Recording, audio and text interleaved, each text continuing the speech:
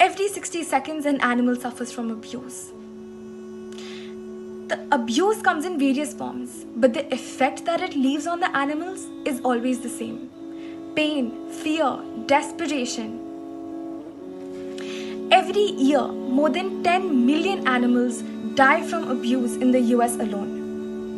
We often turn a blind eye towards such issues, and only a few of these get media attention. The recent incident where a pregnant female elephant was fed a pineapple stuffed with crackers is disheartening and sends chills down one's spine. But the sad reality is that this is one of the many incidents of animal cruelty that took place.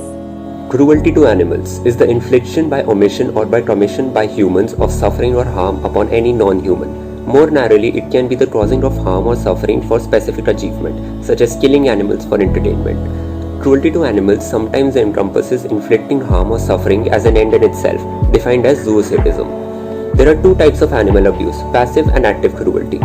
Passive cruelty mostly includes cases of animal neglect like improper shelter, dehydration, starvation, and so on. On the other hand, active cruelty involves intentionally harming the animal. This includes the beating, whipping, and branding of animals, which can often result in their death. 71% of people who are reported for domestic violence also abuse their pets. Children who are sexually abused are 5 times more likely to become animal abusers.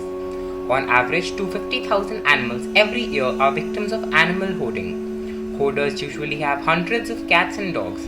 These creatures are malnourished, have serious medical issues, dental and eye illness, and psychological distress.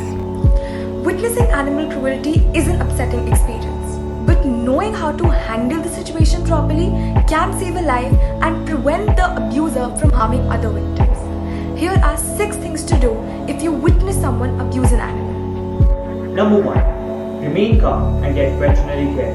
Please don't assume that someone else will help. An abused animal may need immediate veterinary care, without which he or she may suffer for a long time or die from his or her injuries.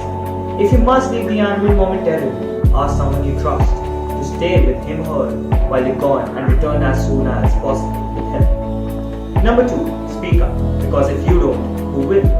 If you see a chained dog, befriend his or her guardians and help them make positive changes to take care for their animal companion and to allow him or her to live indoors. If children are throwing stones at birds, don't hesitate to tell them to stop and explain why it's wrong to hurt animals. Number 3. Contact animal protection groups. Local animal protection groups, veterinarians, and animal welfare officers can provide you with further assistance. Know the law. Familiarize yourself with animal protection rights by visiting websites like the Animal Welfare Board of India and the Ministry of Environment. 5th, document the crime. As soon as you see that anything is wrong, take a photo or a video and be sure to capture details such as license plate numbers or a visual of the abuser. Collect witnesses if you can and take statements from experts. 6th, file a first information report with the police immediately. Report the crime to the police. A FIR sets a process of criminal justice into motion. Police will investigate a case only if a FIR has been filed. Intentional animal cruelty or non-accidental injury may be indicators of serious psychological problems. According to the American Humane Association, 13% of intentional animal abuse cases involve domestic violence. As many as 71% of pet-owning women seeking shelter at safe houses have reported that their partner has threatened to hurt or kill one or more of their pets. 52% of these women reported that one or more of their children had also hurt or killed pets. Battered women report that they are prevented from leaving their abusers because they fear what will happen to the animals in their absence. Animal abuse is sometimes used as a form of intimidation in domestic disputes. Zoosadism is a pleasure derived from cruelty to animals. It is part of the McDonald triad, a set of 3 behaviors that are considered a precursor to psychopathic behavior. Some studies have suggested that individuals who are cruel to animals are more likely to be violent to humans.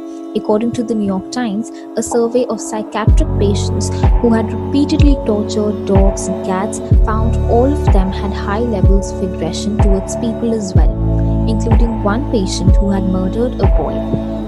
There is no easy solution to childhood intentional animal torture and cruelty, given that most children learn antisocial behavior from those around them. The best way to prevent it is teaching by example.